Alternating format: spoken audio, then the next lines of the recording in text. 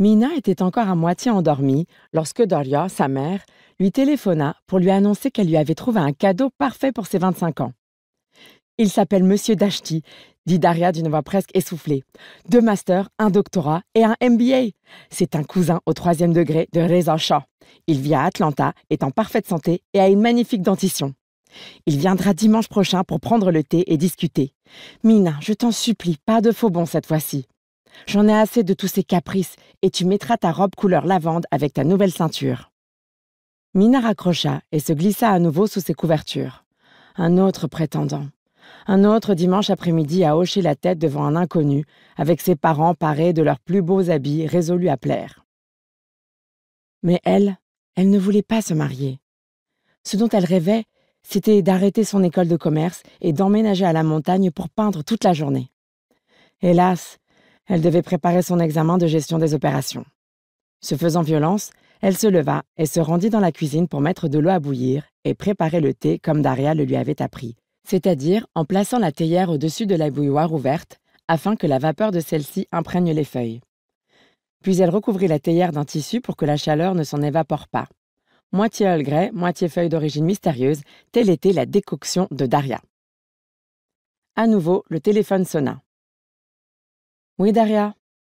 Depuis 2 ans, Mina avait pris l'habitude d'appeler sa mère par son prénom, une modeste façon de reprendre la main sur cette obsédée du contrôle.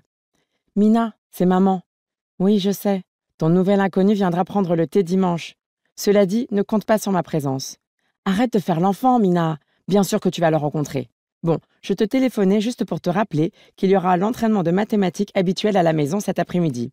Et te dire que, comme j'ai un rhume, j'ai passé la matinée à manger de l'oignon cru. Selon ton père, c'est un antibiotique naturel. En tout cas, je ne suis pas contagieuse. On se voit donc à 16h15 tapante. » À cet instant, de petits reniflements se substituèrent à la voix de Daria, et Mina l'imagina en train de se tamponner le nez avec le mouchoir sur lequel sa grand-mère, Mamani, avait brodé des citrons des années plus tôt à Téhéran. Daria marmonna qu'elle devait raccrocher, mais qu'elle comptait sans faute sur sa présence pour le thé. « Nous 2 pour un thé », lui dit-elle avec cette façon bien à elle de parler la langue de son pays d'accueil à la sauce persane.